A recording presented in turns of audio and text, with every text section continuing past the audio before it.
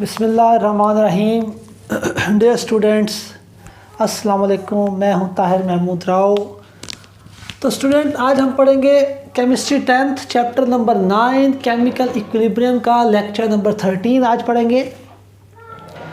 तो उसमें last time हमने क्या पढ़ा था? लेक्चर नंबर 12 में हमने चैप्टर ख़त्म हो गया था हमारा इम्पॉर्टेंस ऑफ इक्विलिब्रियम कांस्टेंट में। हमने पढ़ लिया था कि what is the importance of equilibrium constant in predicting the extent of reaction. ये लास्ट टाइम हमने पढ़ा था। उसके बाद उसमें आज के लेक्चर में हम कवर करेंगे टेस्ट योरसेल्फ 9.3 और MCQs देखेंगे। तो अब देखते हैं पहले टेस्ट योरसेल्फ 9.3। तो इसके मोस्टली क्वेश्चन जो है पहले आपने पढ़े हुए हैं या बिल्कुल ही उनके आंसर जो सिंपल हैं, तो उनको देखते हैं। पहला question test yourself 9.3 first question क्या है, what do you mean by extent of a reaction? Extent of a reaction से क्या मुराद है? एक्सटेंट ऑफ अ रिएक्शन से क्या मुराद है? ये लास्ट टाइम हमने टॉपिक पढ़ा है कि एक्सटेंट ऑफ अ रिएक्शन कहते हैं हम कि कितनी मिकदार में रिएक्शन हो गया, यानी इक्विलिब्रियम इस्टेब्लिश होने से पहले। ठीक है, जब इक्विलिब्रियम इस्टेब्लिश होता है फिर तो रिएक्शन आगे जाता ना पीछे। फिर जब इक्विलिब्रियम स्टूडेंट आपको पता ही है, जब इक्विलिब्रियम इस्टेब्लिश हो जाता है उसके बाद ना तो रिएक्टेंट्स की मिकदार कम होती, ना ही प्रोडक्ट की मिकदार कम होती है और ना ही ज़्यादा हो सकती है। वो बिल्कुल एक किस्म की फ़िक्स हो जाती हैं। Amount of reactants and amount of product जो है वो फिक्स हो जाती हैं इक्विलिब्रियम इस्टेब्लिश होने पे। और इक्विलिब्रियम इस्टेब्लिश होता है क्यों ऐसा होता है? क्योंकि rate of forward reaction becomes equal to the rate of reverse reaction हो जाता है। यानी जितने रिएक्टेंट्स प्रोडक्ट में कन्वर्ट होंगे उतने ही प्रोडक्ट दोबारा सिमल्टेनियसली रिएक्टेंट्स में कन्वर्ट हो जाएगी। इस वजह से इक्विलिब्रियम इस्टेब्लिश होने के बाद कुछ नहीं हो सकता। तो जितना भी रिएक्शन होना होता है ना, वो इक्विलिब्रियम से पहले होना होता है। यानी जो भी एक्सटेंट ऑफ अ रिएक्शन होती है ना, कितनी मिकदार में रिएक्शन ने होना है, वो सारा काम इक्विलिब्रियम इस्टेब्लिश होने से पहले होता है, उसके बाद नहीं होता। इक्विलिब्रियम इस्टेब्लिश होने से पहले ही हमने देखना होता है कि कितने रिएक्टेंट्स कन्वर्ट हो गए हैं प्रोडक्ट में। उसके बाद प्रोडक्ट दोबारा नहीं बन सकती। जब इक्विलिब्रियम इस्टेब्लिश हो जाएगा तो फिर प्रोडक्ट और नहीं बनती, फिर रिएक्शन ऑलमोस्ट एक किस्म का फ्रीज हो जाता है। बस rate of forward reaction becomes equal to the rate of reverse reaction होता है। तो इसके आंसर में वही आप लिखेंगे, इसका इंट्रोडक्शन है टॉपिक का, वो इसका आंसर है, वो आप वही लिखेंगे। इसका जो एक्सटेंट ऑफ अ रिएक्शन है, तो एक्सटेंट ऑफ अ रिएक्शन का जो हमने लेक्चर नंबर 12 में इंट्रोडक्शन पढ़ा था वही इसका आंसर है, वो आप इसका याद करेंगे, इसलिए दोबारा हमने लिखा नहीं। तो उसका नेक्स्ट देखिए student, why do the reversible reactions never go to completion? ये पहले भी क्वेश्चन पढ़ा है आपने, टेस्ट योरसेल्फ 9.1 में भी ये क्वेश्चन है। ठीक है, अब दोबारा सेम क्वेश्चन रिपीट हुआ है ये 9.3 में भी। क्या why do the reversible reaction never go to completion? Reversible reaction कभी कंप्लीट क्यों नहीं होते?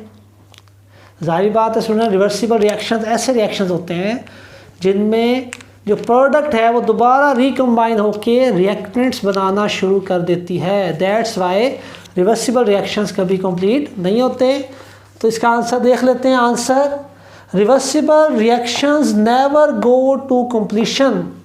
रिवर्सिबल रिएक्शंस कभी भी कंप्लीट नहीं होते because products recombine to form reactants, क्योंकि प्रोडक्ट जो है वो दोबारा रिकम्बाइन होके रिएक्टेंट्स बनाना शुरू कर देती है इन रिवर्सिबल रिएक्शंस में।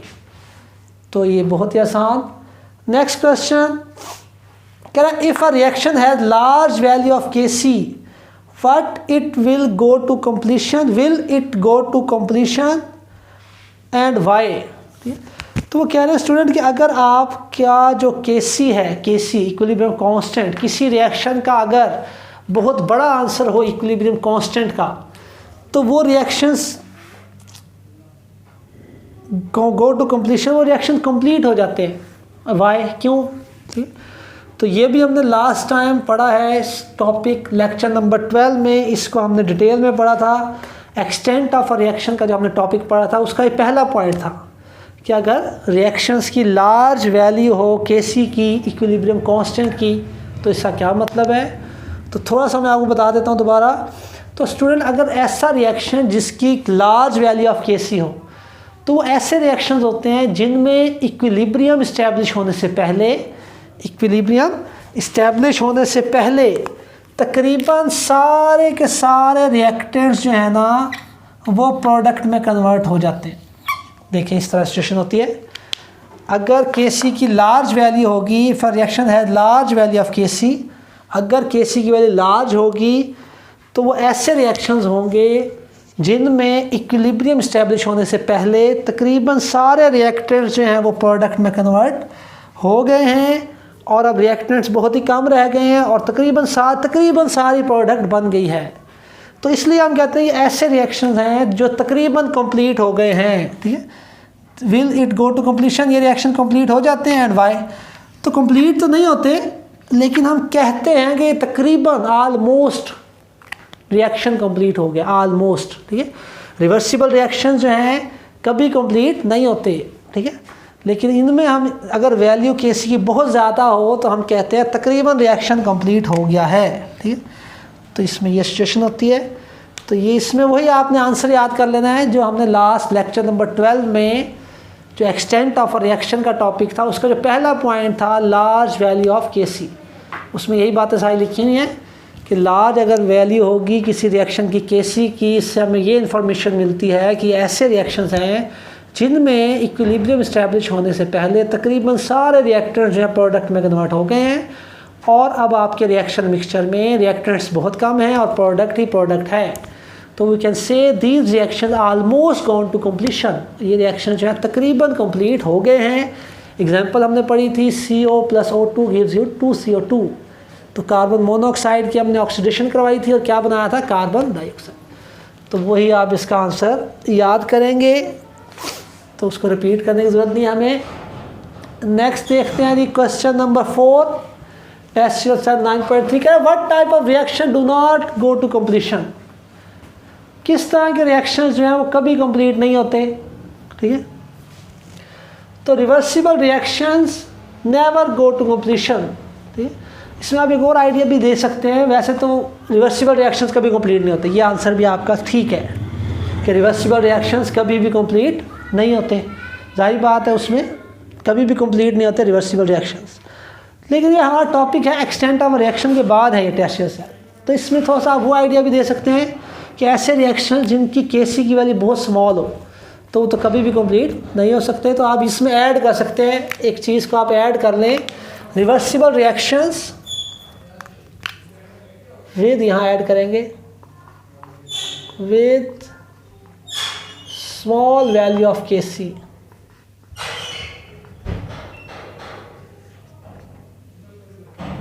यूँ reversible reactions with small value of Kc, फिर यहाँ से शुरू करेंगे नेवर गो टू कंप्लीशन। तो इसमें आप वो आइडिया भी दे सकते हैं जो आपका एक्सटेंट ऑफ रिएक्शन का आइडिया है, यानी उसमें हमने ये पढ़ा था कि अगर ऐसे रिएक्शन जिनकी स्मॉल Kc की वैल्यू हो तो वो तो कभी कंप्लीट ही नहीं होंगे ना, उसमें हम कभी भी नहीं कह सकते कि रिएक्शन कभी कंप्लीट होंगे। वैसे तो रिवर्सिबल रिएक्शन कंप्लीट ही नहीं होते, लेकिन लार्ज में हम ये लिखा हुआ है वहाँ के तकरीबन कंप्लीट हो जाते हैं। तो दैट्स वाई हम ये भी हमने पढ़ा था कॉन्सेप्ट कि स्मॉल वैल्यू ऑफ Kc है तो कभी कंप्लीट होंगे ही नहीं। तो आप इसलिए इसमें ऐड कर देंगे reversible reactions with small value of Kc never go to completion, never go to completion, वो रिएक्शंस कभी कंप्लीट नहीं। रिएक्शन आप ये आंसर आपको बहुत ही आसान लगेंगे अगर आपने लेक्चर नंबर 12 प्रॉपरली लिया है और उसको समझा। लेक्चर नंबर 12 लिया तो बड़ा अजीब सा लग रहा होगा आपको कि क्या आंसर है। ठीक है, अच्छा जी अब ये आ जाए। अच्छा लास्ट क्वेश्चन इसका है, बड़ा है ये समझने वाला कॉन्सेप्चुअल क्वेश्चन, क्वेश्चन नंबर 5। तो क्वेश्चन नंबर 5 में स्टूडेंट क्या कह रहा है जी, why does the reaction mixture not have 50% reactants and 50% products at equilibrium position। ठीक है, क्वेश्चन क्या कह रहा है, क्वेश्चन में वो कह रहे हैं कि Y does the reaction mixture, यानी कि अगर रिएक्शन हो रहा है वो जो रिएक्शन मिक्सचर है ऐसा क्यों नहीं होता उसमें 50% रिएक्टेंट्स हों और 50% प्रोडक्ट हों एट इक्विलिब्रियम पोजीशन। यानी वो कह रहे हैं ऐसा क्यों नहीं होता कि जब किसी रिएक्शन में इक्विलिब्रियम इस्टेब्लिश हो जाए, वो कह रहा है ऐसा क्यों नहीं होता कि जब किसी रिएक्शन में इक्विलिब्रियम इस्टेब्लिश हो जाए, तो जब इक्विलिब्रियम इस्टेब्लिश हो तो रिएक्शन में मिक्सचर में जितने रिएक्टेंट्स हैं यानी 50% अगर रिएक्टेंट्स हैं तो प्रोडक्ट भी कितनी हो 50% हो। ऐसा क्यों नहीं होता? क्वेश्चन है कि ऐसा क्यों नहीं होता कि जब किसी रिएक्शन में इक्विलिब्रियम इस्टेब्लिश हो जाता है तो उस रिएक्शन मिक्सचर में जितने रिएक्टेंट्स हों उतनी ही प्रोडक्ट हो। यानी अगर 50% रिएक्टेंट्स हैं तो 50% ही प्रोडक्ट हो। ऐसा क्यों नहीं होता? यानी वो कह रहा है ऐसा क्यों नहीं होता कि आप रिएक्शन है, ये इक्विलिब्रियम इस्टेब्लिश हुआ तो जितने रिएक्टेंट्स हों 50% उतनी ही प्रोडक्ट हो, वो भी 50% हो। स्टूडेंट इसलिए ऐसा नहीं होता कि इक्विलिब्रियम का ताल्लुक अमाउंट से नहीं है, कंसंट्रेशन से नहीं है। इक्विलिब्रियम का ताल्लुक अमाउंट से नहीं है, कंसंट्रेशन से नहीं है। इक्विलिब्रियम का ताल्लुक, इक्विलिब्रियम हम उस स्टेट को कहते हैं, उस कंडीशन को हम कहते हैं इक्विलिब्रियम, जब rate of forward reaction becomes equal to the rate of reverse reaction हो जाए। ठीक है, तो इक्विलिब्रियम हम क्या कहते हैं? इक्विलिब्रियम जो है, इक्विलिब्रियम मीन कि rate of forward reaction becomes equal to the rate of reverse reaction.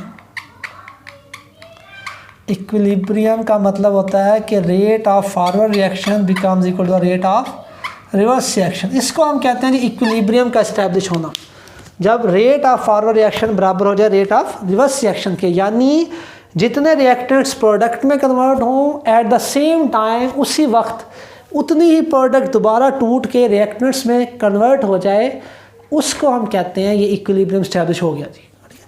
Rate of forward reaction is equal to rate of reverse reaction, उसका यही बात है, उसका यही मतलब है। तो कंसंट्रेशन से कोई ताल्लुक नहीं, इक्विलिब्रियम का कंसंट्रेशन से कोई ताल्लुक नहीं है। तो ज़रूरी नहीं है जब इक्विलिब्रियम इस्टेब्लिश हो तो 50% रिएक्टेंट्स मौजूद हों और 50% प्रोडक्ट मौजूद हो आपके रिएक्शन मिक्सचर में।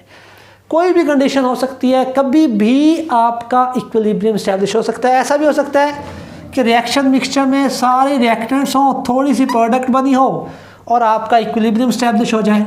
क्या इस्टेब्लिश हो जाए? इक्विलिब्रियम। ठीक है, तो ऐसा भी हो सकता है थोड़े से रिएक्टेंट्स रह जाएं, तकरीबन सारी प्रोडक्ट बन जाए, बहुत सारी थोड़े से रिएक्टेंट्स बचे हों तो इक्विलिब्रियम इस्टेब्लिश हो जाए, यानी rate of forward reaction becomes equal to the rate of reverse reaction हो जाए। और ऐसे भी हो सकता है कि तकरीबन जितने रिएक्टेंट्स बने हों तकरीबन उतनी ही प्रोडक्ट बनी हो।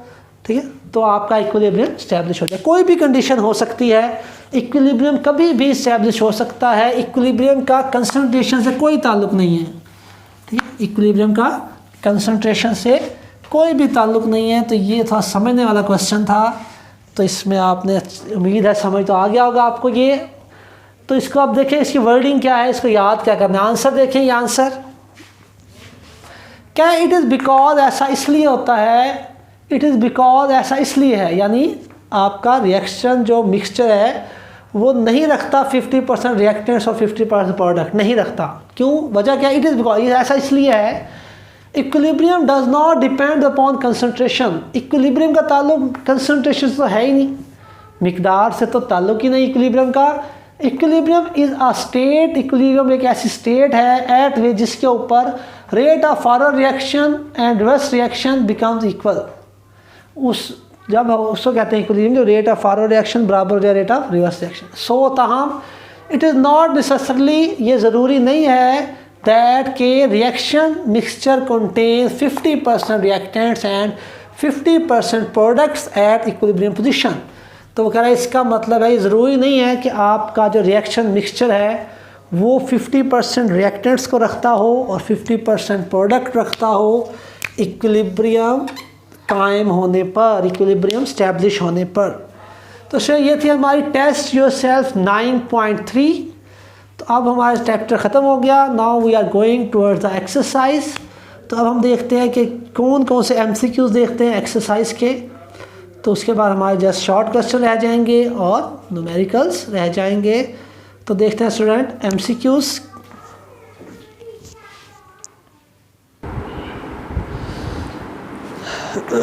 तो सर नेक्स्ट देखते हैं MCQs। तो MCQ स्टूडेंट, फर्स्ट MCQs है हमारे पास। क्या है? तक आप बुक्स अपने पास रखेंगे। क्या है? Characteristics of reversible reactions are the following accept.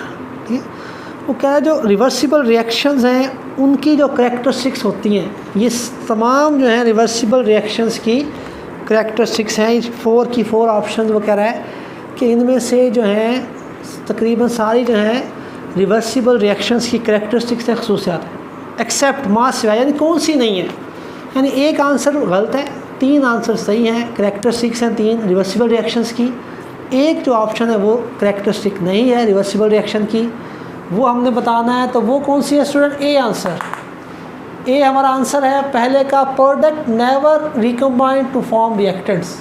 तो स्टूडेंट ऐसे तो नहीं होता ना, रिवर्सिबल रिएक्शंस में ऐसे नहीं होता। रिवर्सिबल रिएक्शंस में प्रोडक्ट जो है हमने पढ़ा था रिकम्बाइन होके रिएक्टेंट्स बनाती है। तो ये आंसर आपकी बात, ये बात सही नहीं है रिवर्सिबल रिएक्शंस के बारे में, यानी products never recombine to form reactants. तो ए हमारा आंसर होगा। This is not correct about reversible reactions, यही उसने हमसे पूछा था। तो स्टूडेंट सेकंड एमसीक्यूज, क्या in a lime kiln the reaction CaCO3 gives you CaO plus CO2। तो स्टूडेंट लाइन किल में हमने ये रिएक्शन पढ़ा था, आपको याद होगा हमने जब एग्जांपल्स पढ़ी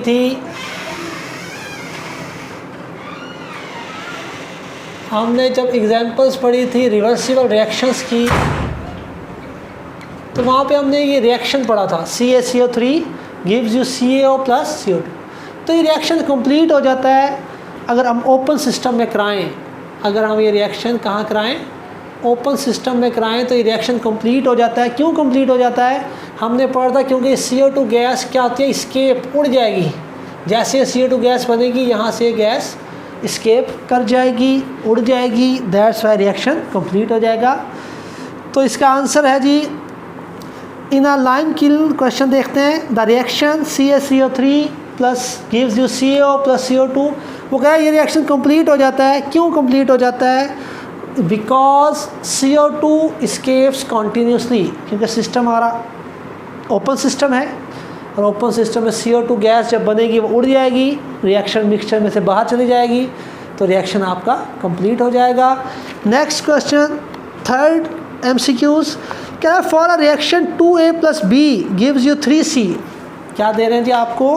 क्या रहे हैं? 2A plus B gives you 3C।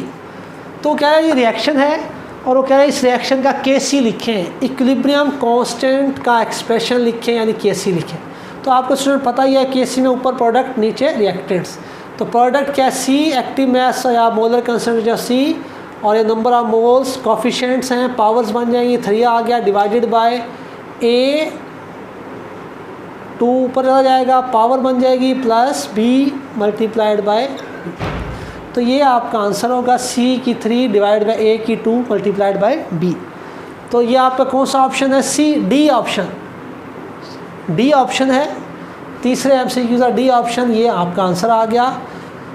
तो उसका नेक्स्ट देखते हैं फोर्थ MCQs, क्या when a system is at equilibrium states. ठीक है, तो कह रहा है जब आपका जो सिस्टम है वो इक्विलिब्रियम स्टेट पे हो, यानी जब आपके रिएक्शन में डायनामिक इक्विलिब्रियम इस्टेब्लिश हो जाता है तो क्या होता है? ठीक है, तो उसका आंसर है जब डायनामिक इक्विलिब्रियम इस्टेब्लिश हो जाएगा हमारे रिएक्शन में, तो the rate of forward and reverse reactions becomes equal. ठीक है, जब डायनामिक इक्विलिब्रियम इस्टेब्लिश होता है तो क्या होता है? RF इक्वल टू RR हो जाता है, रेट ऑफ फॉरवर्ड रिएक्शन बराबर हो जाता है रेट ऑफ रिवर्स रिएक्शन के। तो फोर्थ MCQ का आंसर है D, rate of forward reaction and reverse reactions becomes equal. तो उसके बाद स्टूडेंट नेक्स्ट देखते हैं फिफ्थ MCQs, क्या which one of the following statement is not correct about active mass. वो कह रहा है इन 4 ऑप्शंस में कौन सी स्टेटमेंट एक्टिव मास के बारे में सही नहीं है। तो सुनो, आपने पढ़ा हुआ एक्टिव मास के बारे में। एक्टिव मास क्या होता है? वो पोर्शन रिएक्टेंट्स का वो हिस्सा जो टेक पार्ट करता है, हिस्सा लेता है इन अ केमिकल रिएक्शन। रिएक्टेंट्स या प्रोडक्ट का वो अमाउंट, वो मास ऑफ अ सब्सटेंस जो किसी केमिकल रिएक्शन में हिस्सा ले, उसे हम एक्टिव मास कहते हैं। तो वो टोटल मास नहीं होता, वो बहुत स्मॉल अमाउंट होती है। तो कौन सी बात गलत है जी अबाउट द एक्टिव मास? कह रहा है active mass means total mass of a substance. D option, ये आंसर है हमारा डी। ठीक है, तो active mass means total mass of a substance, ये हमारा आंसर है। नेक्स्ट देखिए 6th वन, क्या when the magnitude of KC is very large it indicates, ठीक है। तो ये हमने लास्ट टाइम पढ़ा था टॉपिक में, लेक्चर नंबर 12 में। वो कह रहा है अगर आपके पास कोई रिएक्शन है, उस रिएक्शन की केसी की वैल्यू लार्ज है, ठीक है, अगर आपके पास कोई रिएक्शन है और उस रिएक्शन की केसी की इक्विलिब्रियम कांस्टेंट की वैल्यू लार्ज है, तो इससे हमें क्या इंफॉर्मेशन मिलती है। तो स्टूडेंट लास्ट टाइम हमने पढ़ा था टॉपिक में, एक्सटेंट ऑफ अ रिएक्शन वाला टॉपिक आप देखेंगे इसको, उसमें से इसका आंसर है। तो स्टूडेंट क्या होता है उस वक्त, reaction mixture consist of almost all the product. तो अगर केसी की वैल्यू ज़्यादा होगी तो इसका मतलब है हमारे रिएक्शन मिक्सचर में अब तकरीबन बहुत सारे प्रोडक्ट हैं और रिएक्टेंट्स की मकदार ना होने के बराबर है। तो आंसर है ए। तो 6th का आंसर ए है। 7th का आंसर देखते हैं जी, डी है। 7th का आंसर क्या स्टेटमेंट है, क्या उसका उलट हो गया, कह रहा है when the magnitude of KC is very small it indicates. तो ये भी हमने लेक्चर नंबर 12 में पढ़ा हुआ है कि अगर किसी रिएक्शन की मैग्नीट्यूड बहुत ही कम हो केसी की, if the value of KC या magnitude of KC is very small, तो इट इंडिकेट्स, डी आंसर है, the amount of product is negligible. यानी आपके रिएक्शन मिक्सचर में प्रोडक्ट अभी थोड़ी सी बनी है, सारे रिएक्टेंट्स ही मौजूद हैं, the amount of product is negligible. तो स्टूडेंट एमसीक्यू बिल्कुल आसान है ये टॉपिक, अगर आपने पूरा चैप्टर पढ़ा हुआ है प्रॉपरली, सारे लेक्चर्स आपने लिए हैं, तो एमसीक्यू बिल्कुल ही आसान है आपके लिए करना।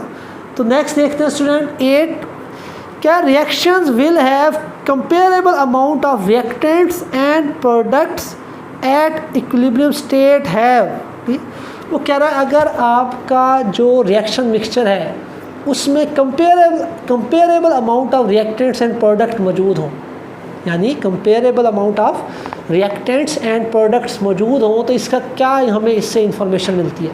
यानी वो कह रहा है अगर रिएक्शन मिक्सचर में जितने रिएक्टेंट्स हैं तकरीबन उतनी ही प्रोडक्ट हो, तो इससे हमें क्या इंफॉर्मेशन मिलती है। ये भी हमारा एक्सटेंट ऑफ रिएक्शन वाले टॉपिक में से इसका आंसर है। तो इसका मतलब है मॉडरेट केसी वैल्यू है आपके रिएक्शन की, केसी की वैल्यू क्या है, मॉडरेट है, ना ज़्यादा है ना कम है। तो सी आंसर है 8th का सी आंसर। 9th का भी सी आंसर है। क्या 9th में कह रहा है at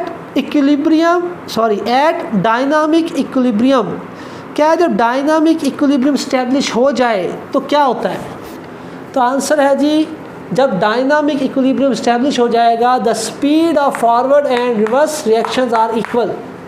the speed of forward and reverse reactions are equal. Speed mean rate, रफ्तार, यानी वो एक ही बात है। पहले जैसे एमसीक्यू था हमारा ये वाला, जो 4th है, जो 4th एमसीक्यूज़ है और जो 9th एमसीक्यूज़ है, एक ही बात है।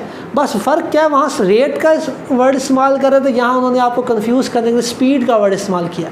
तो स्पीड को भी हम रेट ही कहते हैं, ठीक है। तो ये आपका आंसर है, रेट और स्पीड एक ही बात है। The speed of forward and reverse reactions are equal, ठीक है। द स्पीड या फिर rate of forward and reverse reactions are equal. तो स्पीड का वर्ड का इस्तेमाल किया गया आपको कंफ्यूज करने के लिए, तो आपने कंफ्यूज नहीं होना। स्पीड एंड रेट का एक ही मतलब है। नेक्स्ट देखिए स्टूडेंट एमसीक्यू नंबर 10, क्या in an irreversible reaction dynamic equilibrium, कह रहा है अगर आपका इरिवर्सिबल रिएक्शन होगा तो dynamic equilibrium, answer is never establishes. Irreversible reaction में कभी भी डायनामिक इक्विलिब्रियम स्टैब्लिश नहीं होता। तो डायनामिक इक्विलिब्रियम हमेशा रिवर्सिबल रिएक्शंस में कंप्लीट होता है।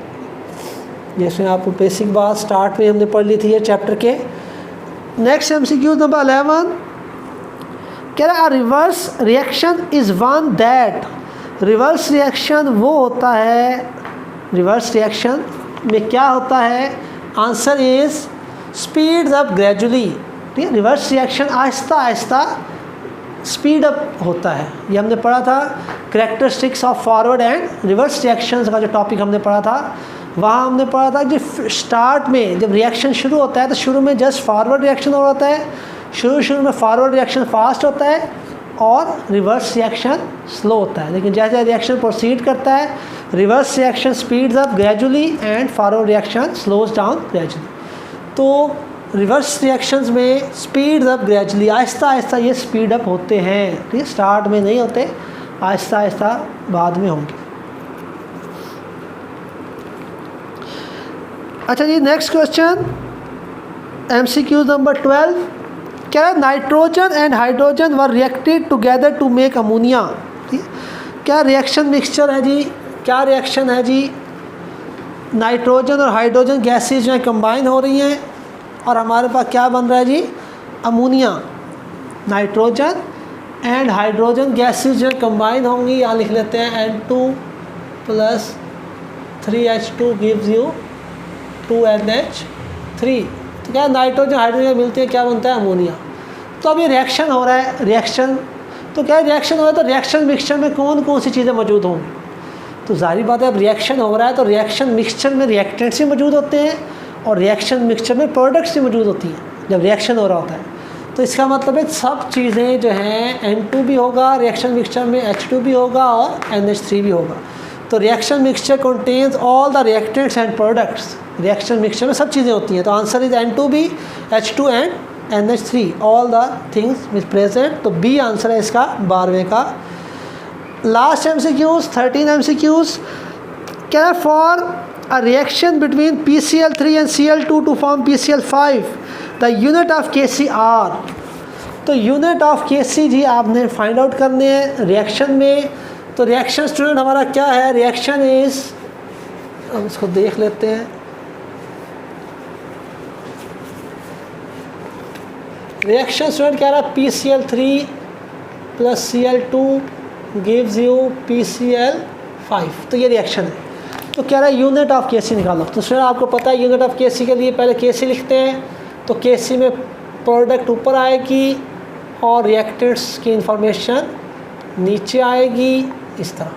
KC लिखने के बाद इसके आप यूनिट्स निकालें।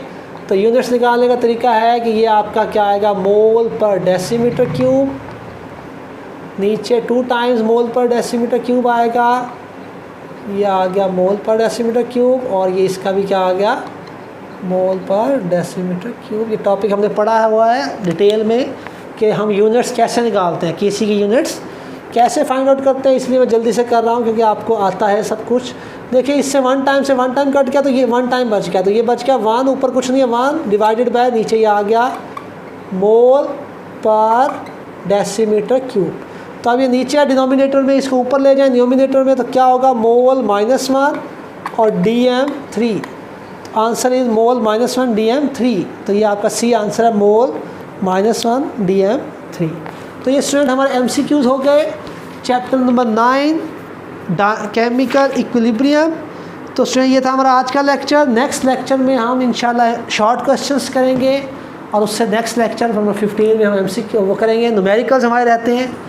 तो आफ्टर 2 लेक्चर्स ये हमारा चैप्टर जो है 15 लेक्चर्स में कंप्लीट हो जाएगा।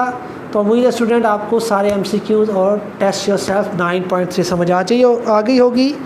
तो स्टूडेंट इंशाल्लाह फिर मिलेंगे नेक्स्ट लेक्चर में। तब तक के लिए अल्लाह हाफिज़।